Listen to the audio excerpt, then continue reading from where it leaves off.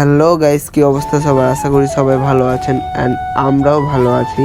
আর আজকে আমি হুট করে চলে আসলাম গ্রামের বাসায়। আর গ্রামের বাসায় আসার সময় অনেক সুন্দর দৃশ্য যা দেখে আমি শ্যুট করা শুরু করি।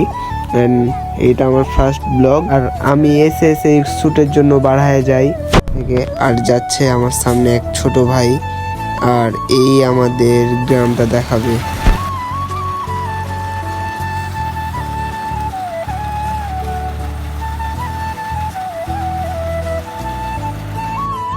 আর আসার পর এতই যে ভালো লাগছে, মানে বইলা বুঝাতে পারবো না।